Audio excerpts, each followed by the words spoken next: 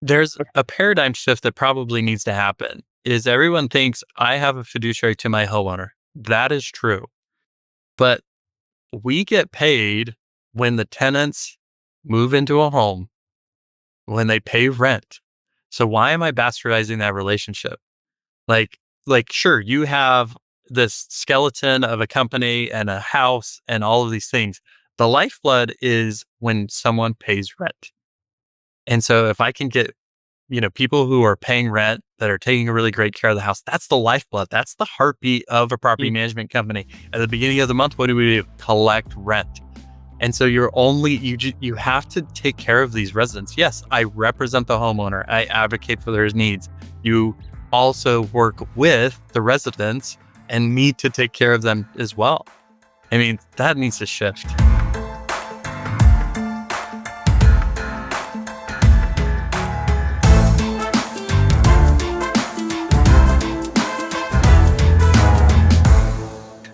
Welcome to Unfiltered, the official podcast of propertymanagement.com. I'm your host, Dylan Scroggins, joined by my co-host, Mr. Matt Speer, founder, CEO of propertymanagement.com.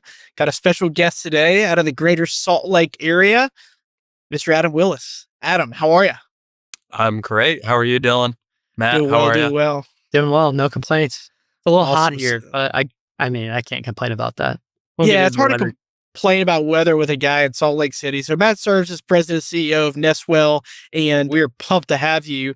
And tell us, man, what's life in Salt Lake City right now? I feel like it's perfect all year round, but even more perfect in September. Yeah, it's really great right now. It's cooling off. The weathers are changing. I've been spending a lot of time up in the canyons the past few weeks. Well, I just got back from NARPM National, NARPM 2.0 strategy meeting, but most of my time is spent up in the mountains right now. And I don't go up as often in the winter because it's just so packed. It's such a popular place now. Gotcha. It's probably good for business. Great for business. Yeah. Salt Lake's a great market to be in. It's awesome. I've been there actually a couple times the last couple of years. And every time I leave, I'm like, I could live here. Yeah. I mean, that's how it is with most vacation spots though, right? Like you go there and you fall in love with it. Like mine's Newport Beach, Laguna Beach.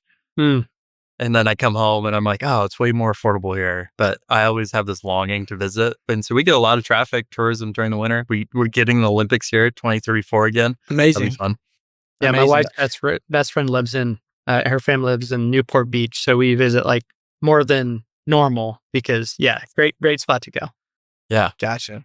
Well, just to kick us off, we always are very curious. No one's in kindergarten and wanted to be in property management. I know you have a unique story, joining the family business, but would love to hear, just to kick us off, about your entrepreneurial journey. We talked a little about this before we hit record, so I think the listeners will be intrigued. Whatever they're thinking it is not what it is. So Tell us, how did you get started, let's say, in the entrepreneurial world? And then how you, parlayed that into a career of property management. You want to talk Yu-Gi-Oh, don't you? I want to talk Yu-Gi-Oh.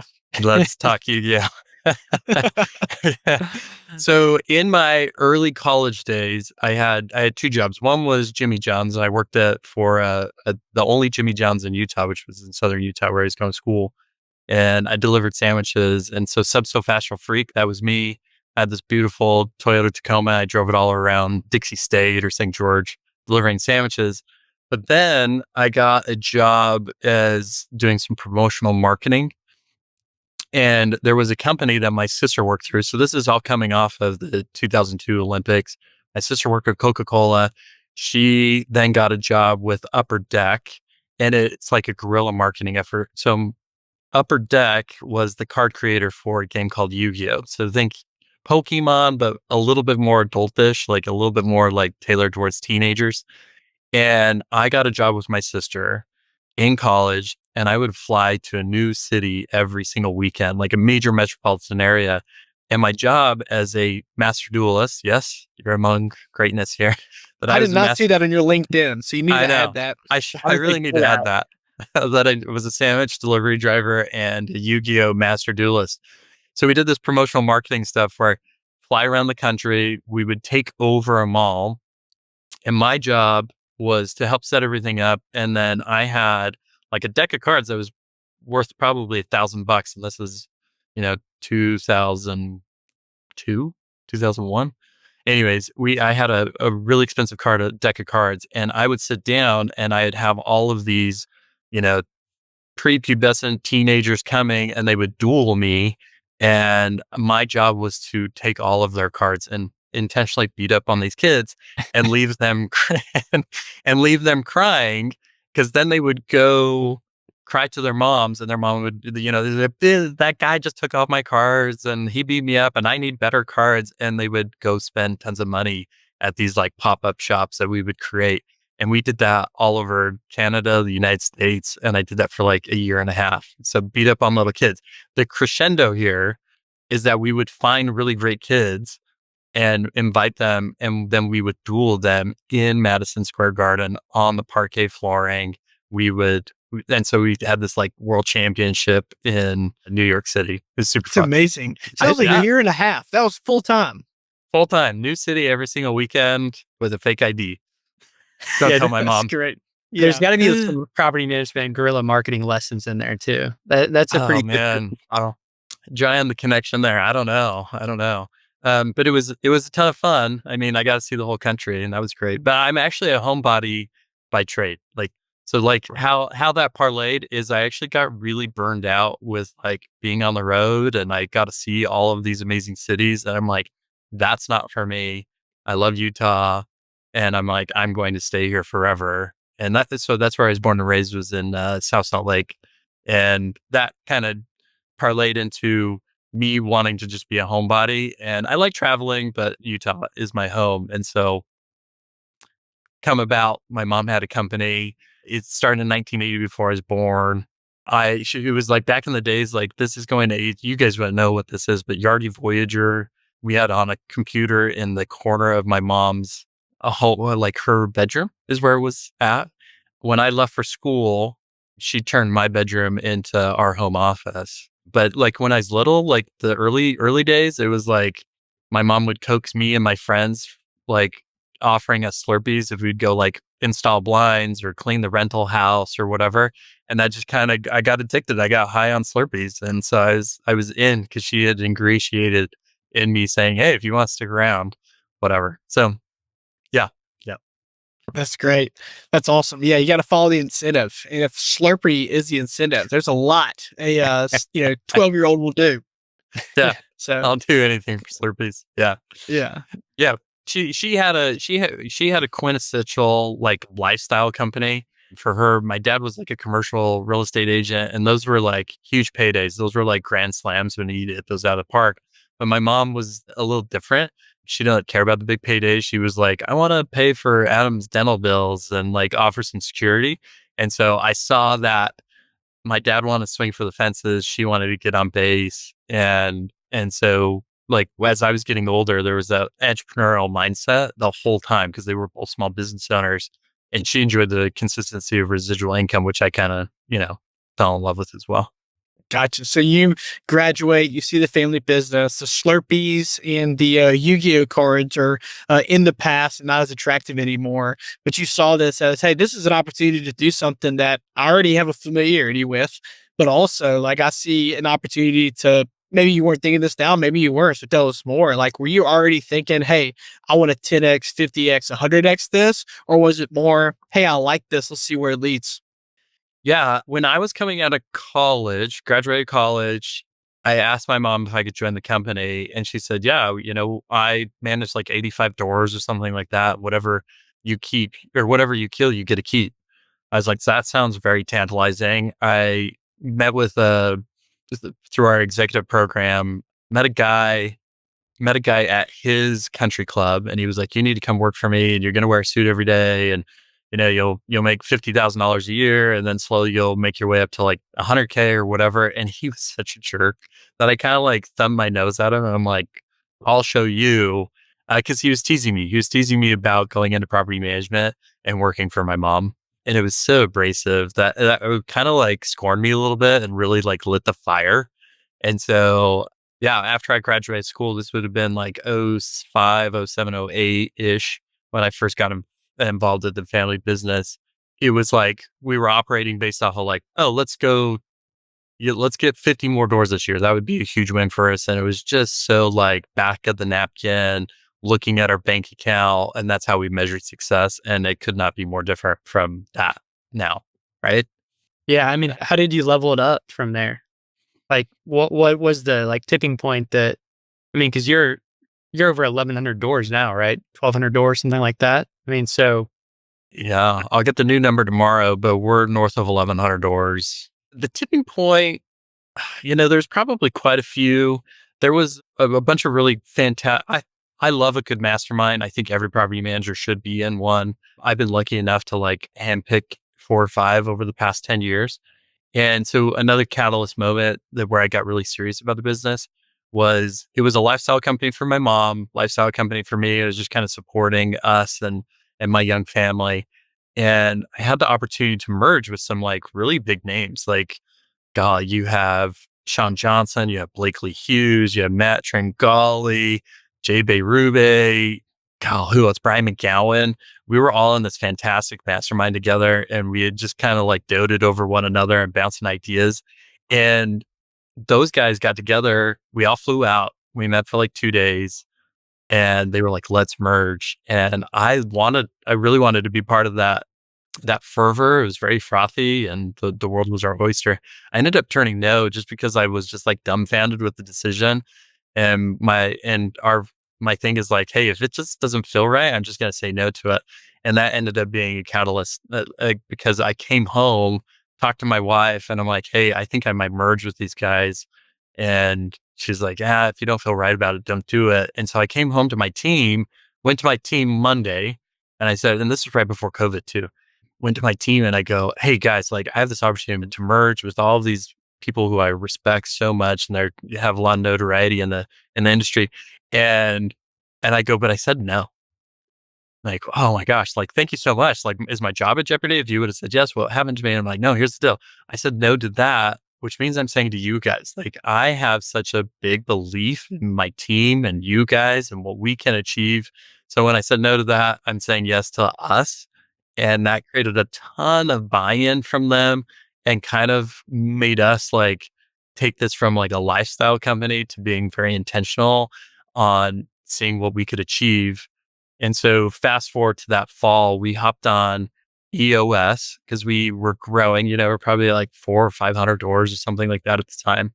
And we ended up getting really intentional about EOS. My whole executive team read it, and we were like, this is this. We need a framework here. We also partnered with Profit Coach around that same time.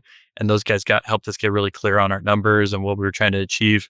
And at that point, that was like, oh my gosh, like this is unlimited. Like, let's see how far we can grow, take this. And we went from operating from like our feel and our gut and looking at our bank balance to or just like growing for growth's sake to like, that's not good enough. It was very squishy and really nebulous at that time. And now we're like, all right, what's 10 years looks like? What's 3 years look like? What's 1 year look like? What's the next 90 days look like? And we are all just chugging towards that. And now it's like data driven, 90-day sprints and what needs to be true to get us from point A to point B versus, let's grow 25 doors. That feels good. the amount of companies we talk to that are at your level, like of scale and success, the amount that use EOS, like the correlation is crazy. I mean, maybe it's like recency bias, but I can't think of one that hasn't mentioned EOS without us bringing it up in the last 10 conversations we've had, Dylan. When you say it's crazy. Yeah, I mean, that's what, just to rewind a little bit, just to summarize, it seems like 85 to let's say 400 doors, you were still kind of thinking lifestyle business, the team's, committed, everybody's having fun, we enjoy it. But a flip got switched in that 400 to 500 of like, hey, and also probably just the empowerment of you coming back and saying, hey, no to them, yes to y'all. That just seemed like a massive culture shift too. So let's talk about that 500 to 1,000 door growth. Yes, EOS, and to piggyback off what Matt said, would love to hear about that implementation, but also from a culture standpoint, how did you think differently as a president of a quote unquote lifestyle business to now a president of a company where, hey, we want to win and actually our wins are very defined? Man, so much there to unpack. Yeah, everyone should be running on EOS, whether you're a solopreneur or you're probably up to, I'd say probably 10 million in revenue. At that point, you might outgrow it. Then you'd probably switch to Vern Harnish's Scaling Up, which is like a sister program. Yeah, the mindset shift is more like, how much can I suck out of this company? Right? It's a lifestyle company. What's the minimal amount I can work? How much money can I suck out of the company and keep the lights on kind of thing? And it shifted. We were also kind of growing as far as our numbers go. So like 400 doors, 500 doors ish. I'd say we probably had 15 people. I don't know, something like that. I'm fuzzy on the details, but then it was like, okay, that each person, if I have, 15 employees, I have, that one's married and that one has 3 kids. All of a sudden I was like, oh geez, I have quite a few people who are really dependent on me and what I can deliver on and what my vision is. And so what's the most amount I can give back to them? Because I realized and this is very vulnerable, is that I realized I couldn't do it all by myself. You can't manage 500 doors by yourself. And so there's this secret dependency that I had on oh, I just hope they don't quit, to no, I really need to invest in them and be really intentional. And so the mindset shift of, let's see, going from I want to extract to how much can I give? How much can I give to my customers? How much can I give to my employees? And then really being like, am I the man for the job? Can I get us to, 1,000 doors? Can I get us 3,000 doors? And when we set that vision as a collective, when we come together and run on EOS and we have our offsites, it was like, hey, let's set the vision for the next, 10 years, 3 years, whatever. All of a sudden it's like, am I the man for the job? And so I've had to kind of go through this refractionary point, being like, can I do it? Am I good enough for them? And really, really constantly leveling myself up. I have 2 masterminds that I'm in. One's like an executive coaching program. Another one is a paid for mastermind that's in the industry and being really good for them. We also are talking to each one of our leaderships and saying, hey, where do you want to go? And how can I develop you? And how can I get more potential? Let me rephrase this. I would see someone and I'd say, you have so much potential. They just don't know it yet. And so it's like, how do I unlock that potential?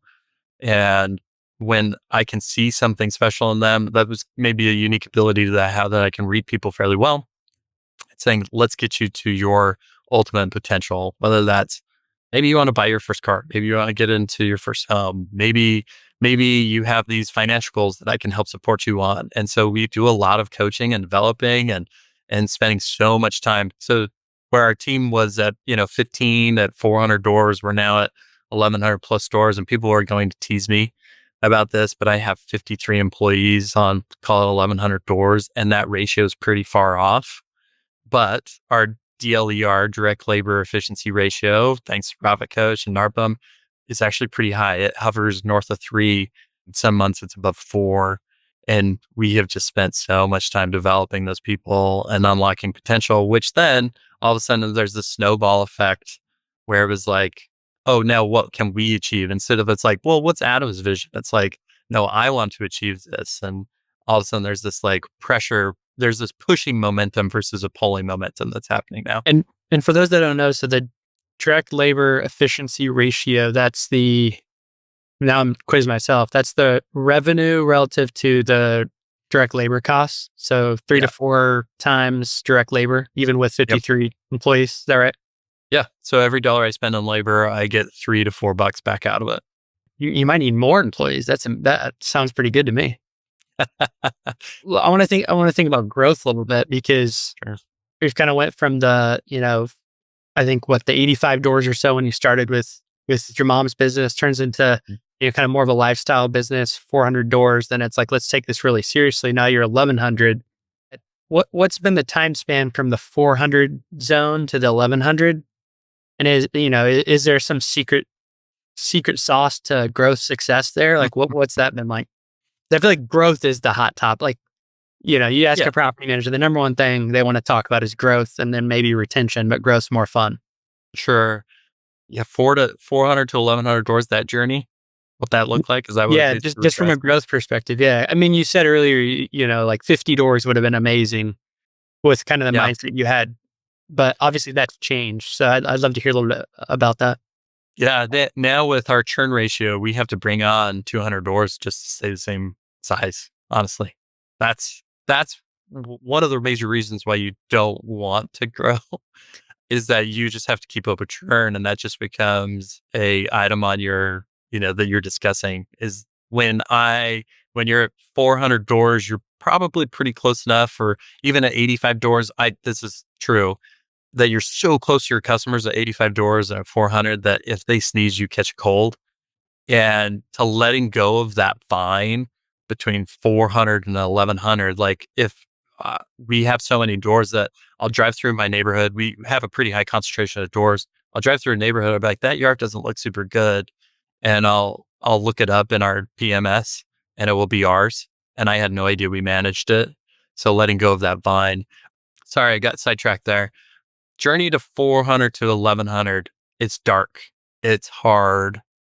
You're at the point where, oh my gosh, I need to hire someone, but the cash flow is not quite there. And so there was a certain point at 400 doors where we have a real estate brokerage. And if we didn't have a real estate sell and get our commission split off of that agent in our office, we wouldn't have covered our property management payroll. And that was a little nerve wracking at times. We often would find ourselves saying, oh, if there was any profits in the company, I would be happy to, share those with you, with my key team. We do profit sharing now. It's fantastic. And there's plenty of cash there, but yeah, 400 doors, 500 doors, that was not a thing. But we knew what we needed to do. And that was hire A players and get them on board and get their buy-in. But you can't do that because you're just not super profitable. That's where Profit Coach came in, helped a lot. But the dark days were, at 800 doors, it was super ugly. You have to go for kind of a transformation where having one point of contact or portfolio management struggles a lot, in my opinion. We ended up shifting to departmental and reworking our entire hierarchy. 400 doors with 15 people. It's like, yeah, we're all kind of just experts at everything. Now we have specialists. We have a lease renewal specialist, and there's 1.5 of them, or two, probably 2 full-time equivalents now. All they do is lease renewals year round, and so we're just niching down and specializing and hiring the right person for that very specific role. In the early days, it was like, yeah, we're all just kind of jack of all trades. I might be doing accounting one day, and the next day I might be out showing houses, and that doesn't really scale. Adam, you've talked a lot about building a leadership team, culture, hiring. Walk us through what your leadership team looks like today, being above 1,000 doors, and just how critical it was to build people around you in the business that can help you make these strategic decisions. Yeah. The philosophical side of this is I will partner or hire or employ, whatever, call them teammates. I will go out and find teammates who I trust greatly and have a ton of respect for that are actively disagreeing with me. Because if I hire someone that I don't respect, it just becomes top down. Or when they do push back, I'll be like, no, it's just my way. Right. Because I don't respect them. And then to a degree, they're now to the point where a lot of the hires have been there and done that. And so they've, helped scale companies before. But between like the 400 and 1100 mark, some of the tactical things that we did was I found puzzle pieces to me. So if I have a weakness, which would be accounting, I'm going to go out and find someone who is superior at accounting. And they also are mission, vision, values oriented. So we have a chief of staff now that's kind of a cheat code for me where he does all the hiring. But when I was hyper involved in it, we would hire based off of mission, vision, values, and do they have the personality to do this stuff, anything that's asked of them, and make it look really easy because they just do it naturally, right? Like I could do accounting, but it's incongruent with who I am and it's arduous. But to ask someone from accounting to come do a podcast like this, they would rather die. They just have a fear of public speaking, right? So I'm going out and actively finding people who have been there, done that. are industry experts or not industry experts. They're experts where they're coming from. Like we had a maintenance coordination massive issue 2 years ago, and we were hemorrhaging doors because we could not just get a grasp on properly coordinating maintenance. So what did we do? We went out and found a retired military person who has 6 years in hospitality, maybe even longer. And because it's not a maintenance coordination thing, it's a hospitality thing for us. And how do we take care of these issues? And because we were able to go and find him, he came in and he just makes everything easier and or better. But he has a skill set like I've never served in the armed forces. And so he was very militant, and that made me afraid because I'm run things pretty fast and loose. So I'm hiring people who are complementary. It's more of like a puzzle piece. So on our executive team, there's 5 of us now, including me. We have a leadership team that's 11. I think about half of them are now overseas team members. They're global team members, which is kind of incongruent. I think there's still like some beliefs around what teammates around the world can do. It's like, oh, you just sit there and you crunch numbers. It's like, no, they're customer facing, they're decision makers. Our chief of staff lives in Nicaragua. And again, tapping into that unrealized potential is, oh, hey, that person's special. That's unique. I'm going to get him on my team. So that's two hierarchies. We have our executive team, a leadership team. That's between those two, that's probably 15 people. No, it'd be about 10 people, 11 people, because the executive team goes to all the leadership meetings as About well. the 20% of the staff or so. Uh-huh. Yeah. That math. And then we have a bunch of team leads that are kind of like player coaches. So they have come off of doing a lot of the trench work, the customer facing, and they have sat on, they've led 200 members at Delta's customer service line or something like that. And those are all team leads who are player coaches. So they're actively doing a lot of the front line work, but they're also got a knack for it. So that's kind of our first line of defense. So there's currently 4 tiers if you want to get tactical about it. So about 20, 25 that are frontline, then team leads, player coaches, leadership team, and executive team. Correct. Well, just to zoom out a little bit too, we've gone very tactical on Nestwell, and appreciate you sharing a lot of this behind the scenes in regards to growth. But want to zoom out to just the industry as a whole. We have a lot of different size property management groups listening to this podcast. Folks that are at 20 doors want to get a 200 to 500, 500 to 1,000 plus. So the industry as a whole, what's getting you excited right now on what you're seeing? And feel free to share anything that concerns you as well, but more so, what's getting you excited about the industry? There's a couple of things that I'm working on personally that I'm pretty passionate about, which is insurance and insurance captives. When you look at like MetLife Stadium where the Jets play, or like State Farm where the Cardinals play, you're like, man, these guys are into insurance. Like if they're putting their names on these stadiums, there's something to be had there. And so insurance captives are really intriguing to me. I think there's going to be some industry players that are coming in and making a big splash. I don't want to market for them because I'm not sure that they're the absolute right answer, but I've spent probably 5 months meeting with different insurance captive companies and finding out what's the best solution for people that are at 1,100 doors. Let's see, what else? I think, what excites me right now is omnichannel communication and really landing the plane on meeting customers where they are and how they want to communicate. I think that's mission critical for us to survive as an industry. For example, I'm tooting my own horn here, but we made the Inc. 5000 list, which is super cool. And we posted that to our socials. Hey, Nestwell's a cool, big deal, whatever. A client said, congrats, where's my owner draw? I know my tenants paid their rent late. When do I get my owner draw? And I'm like, oh my gosh, he thinks he's communicating with me. And I'm the one that still watches some of those social media posts. Thank goodness I have teammates who do that. And they were able to go and capture that, handle it through the proper medium and reply back to them. But if we are not skating to where the puck is, or if we're not able to communicate with our customers where they want to communicate, that's going to be a problem for us. So all of these people were like, no, I just make them log into their portal and I make them create a chat or a ticket, whatever, inside AppFolio or Rent or whoever you're using these days. Like that's not good enough. Nobody wants to log into your portal to communicate. They're going to want to post on your Instagram. They're going to want to text message the business owner. They're going to want to, they're going to communicate however they want because they just want results. So omnichannel communication is if I can take all of the different mediums, whether it's socials, fax, email, phone calls, whatever, and I can filter that down to one platform that I can have that congruent conversation, because I also have 4 or 5 teammates that might be actively engaging with that customer on 4 or 5 different mediums. That's a mess. So how do we solve for that? Like communicate with the way they want to communicate, but have like a congruent, thought out, how are we responding to this customer? Oh, I can see that they were on our social media yesterday, but now they're wanting to talk to the maintenance coordinator, but then they have an accounting question. And how do I actively resolve that without a single point of contact? Because we are departmental. What are some of the ways you can do that right now? Have you guys been working on some internal solutions, or are there providers out there that are helping?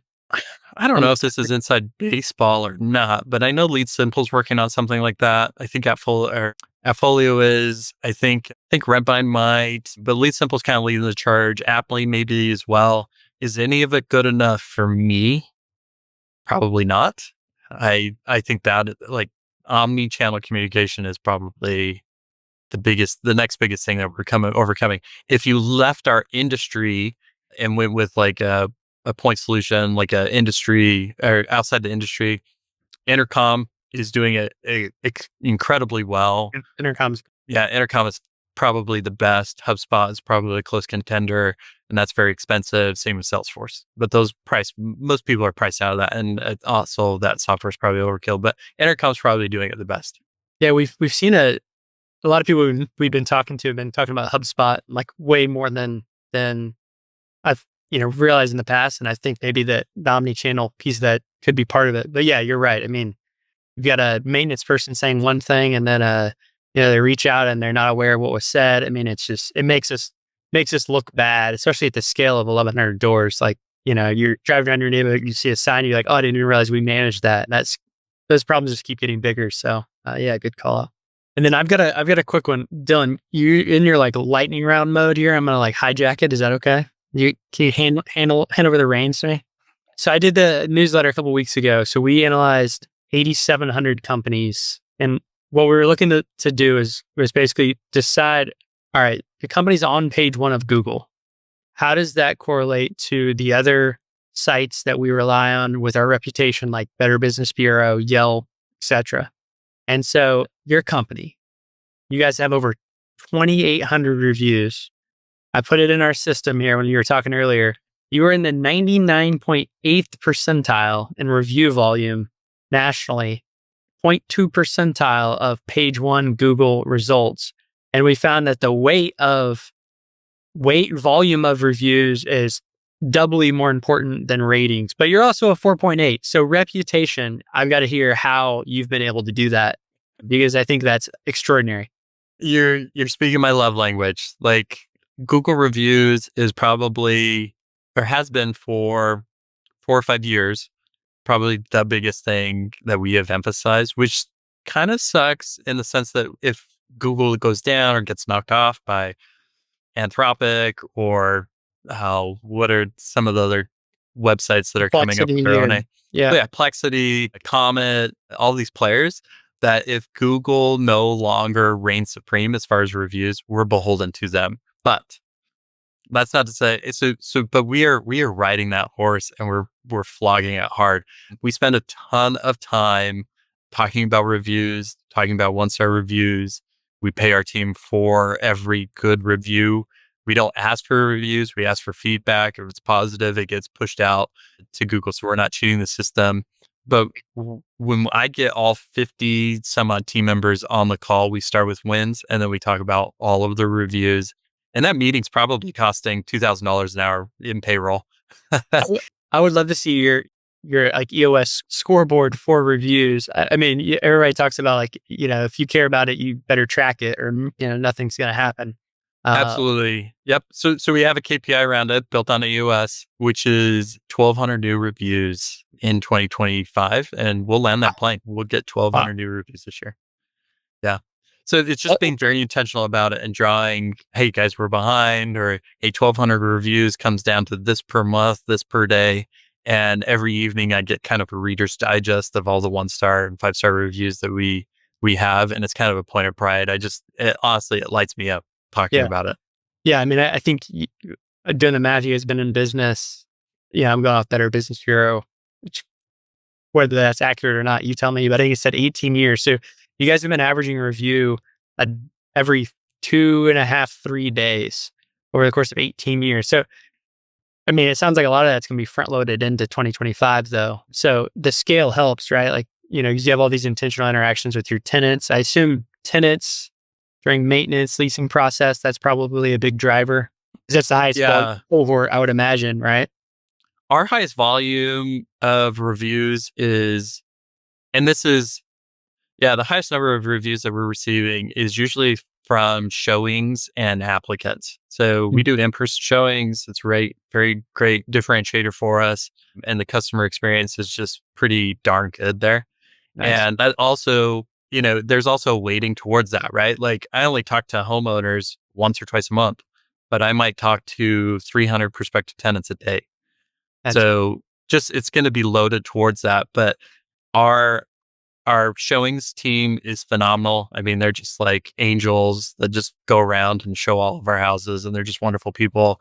Our application process is super dialed in. One, it's really fast with either a yes or a no. It's a very thorough vetting process. And so they're getting answers yes or no. When we say no, it's not like, no, you suck. It's more like, no, here's some other places where you can go, and just trying to help that person who's looking for a house and humanizing them and saying, how can I support them? Like, I can't rent to you because, your FICO's terrible, or you have, 15 pit bulls, whatever it is, but they're still a human. They still need a house. How can I redirect it? How can I reframe this and let them down easily, or get them into a house that may not be with Nestwell? So a lot of that, get a ton of reviews there, homeowner reviews when we're sending out, owner statements, and they're getting really fantastic fat draws. We're asking them there. We really watch all of our response times, and it's like a complete, we receive a problem or we receive an inquiry via email, and we are solution seekers and we offer resolutions. And so how quickly can I go from problem to complete resolution? We watch that really closely. If our times are really great, we're asking for feedback, which usually elicits to a 5-star review. Yeah, that's amazing. I feel like the golden nugget in there beyond, I mean, there's like a handful, but one is like almost like review defense, where if you're responding quickly, you're telling people, hey, you applied, no, like we're denying the application, but here's why.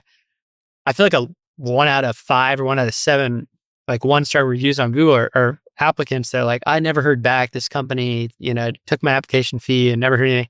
It's like just being respectful to people and, tracking it, keeps those 1-stars away. Yeah, very, very cool. Yeah. They took my application fee and I didn't hear from them for 5 days as a non-starter. Like the prospective tenants who are reaching out to us, they get updates like multiple times a day. Hey, this is where the status is. This is where we're at. This is what we need from you. And I mean, they're looking for a house. Like that's one of the basic needs, as anecdoted, like Maslow hierarchy of needs. That's one of the basic needs, is shelter. And so these guys are actively like, I'm going to be homeless. Help me. And we are like Johnny on the spot for responses. Yeah. And I feel like a lot of property managers sort of say like, my Google reviews, it's just a bunch of bad feedback from tenants. Like not really but I feel like your mindset is very much the opposite, where it's, no, we're providing housing, like a basic necessity. We treat people the right way. We do self showings. It's like everything leans the other way. It's like the far other extreme. And like the proof is in the pudding. 2,800 reviews, 4.8 stars. It's pretty incredible. There's a paradigm shift that probably needs to happen. Is everyone thinks I have a fiduciary to my homeowner. That is true. But we get paid when the tenants move into a home, when they pay rent. So why am I bastardizing that relationship? Like, sure, you have this skeleton of a company and a house and all of these things. The lifeblood is when someone pays rent. And so if I can get people who are paying rent, that are taking really great care of the house. That's the lifeblood. That's the heartbeat of a property management company. At the beginning of the month, what do? Collect rent. And so you have to take care of these residents. Yes, I represent the homeowner. I advocate for their needs. You also work with the residents and need to take care of them as well. I mean, that needs to shift. It's a very specific question, but do you feel like your higher headcount compared to other PM groups your size helps you focus on the resident experience? Yeah, absolutely. If I have 53 team members who are working at 80% capacity, does it cost me as the business owner money? Sure. Could they be at 100%? Sure. But there's this philosophy that it's like, if I have 20% extra bandwidth across 53 people, they're way less likely to redline. And that's a huge thing. I mean, you look at SMB, small businesses, small to medium-sized businesses, it's the owner of the company's burned out, the team's burned out, everybody is constantly redlining. And so when that one person calls and says, hey, my roof is leaking, they get their head chomped off because you are redlining. And all they're doing is like, hey, my roof's leaking. They just are seeking help. They're seeking support.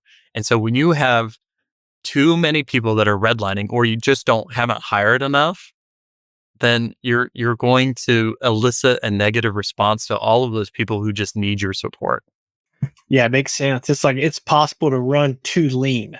And I think so many founder, owners, presidents, they want to run as lean as possible, but that's almost thinking more, almost hyper operator, where it's like, hey, we're all humans. We have dentist appointments, families, kids' dentist appointments, holidays.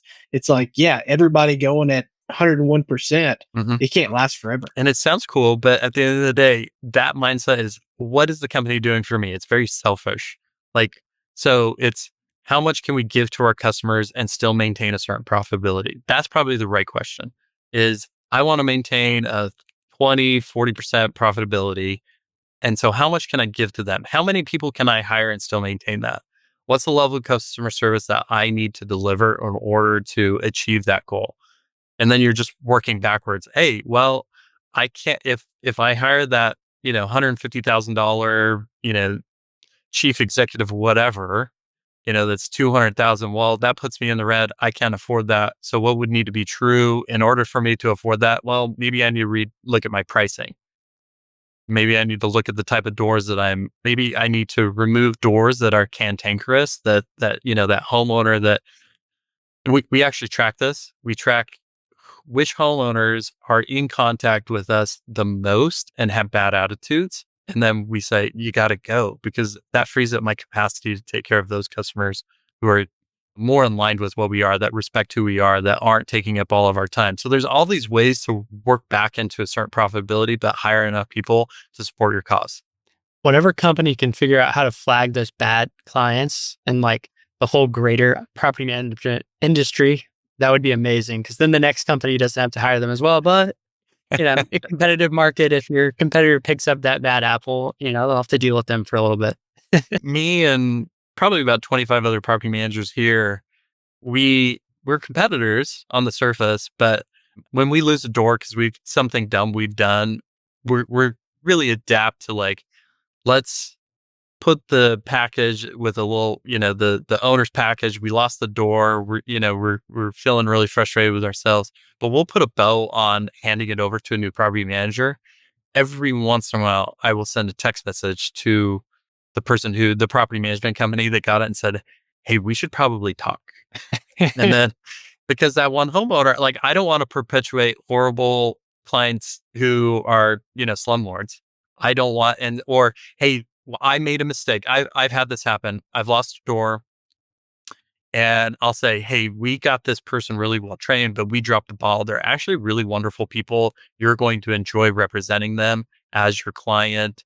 And I'm so glad that they're going to, one of my competitors who I know that can take it to the next level and support them. Sometimes we've lost the door, but they're actually really great people because of something dumb we've done. Yeah, and that circles back. Handling things that way, they're going to hopefully do the same to you. So it's pretty cool. Yeah.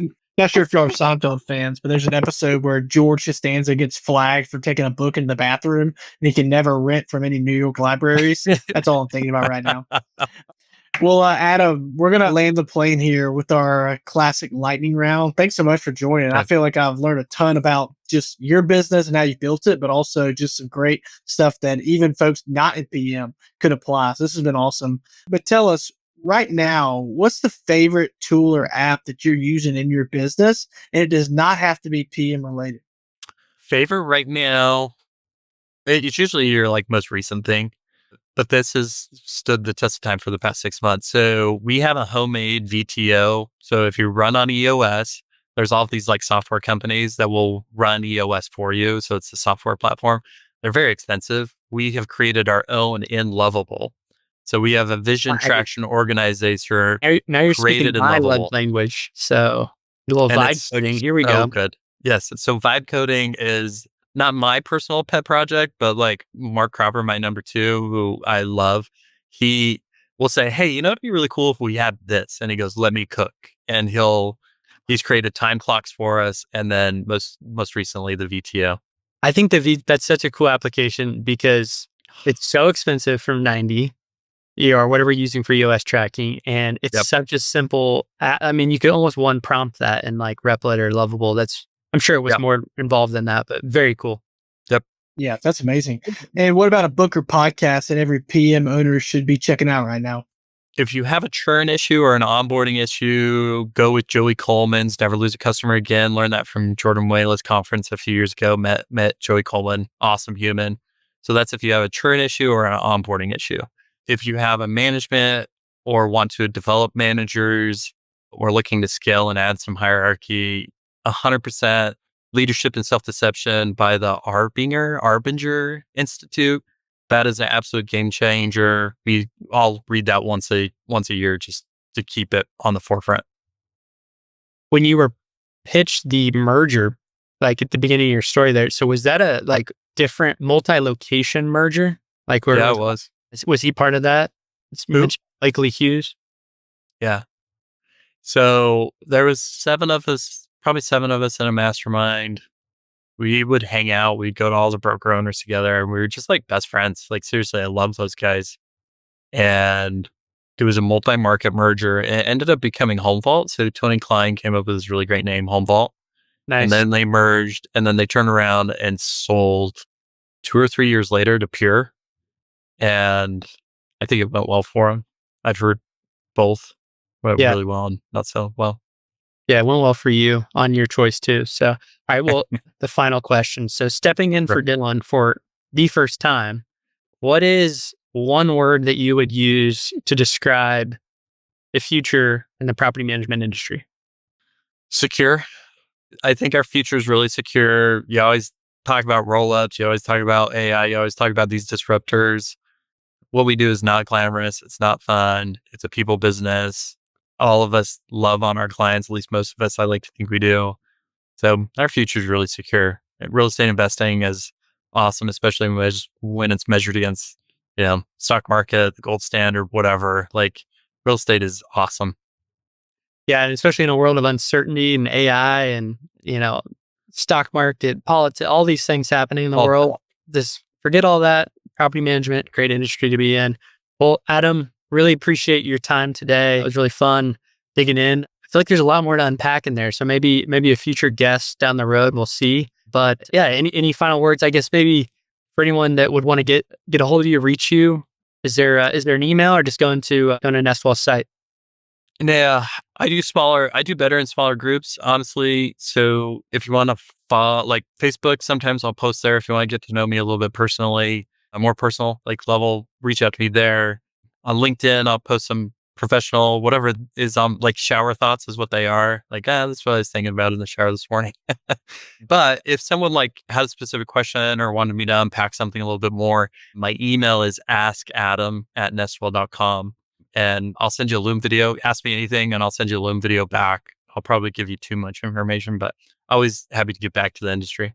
Hopefully we don't get your email bombarded and you have to send 50 Loom videos out. But Adam, it's been good, man. Really appreciate it. We'll have to chat some more. And I did not see the Yu-Gi-Oh thing coming, but I'm really glad we learned that about you. So appreciate it, Adam. Yeah, thanks, Matt. Thank you, Dylan.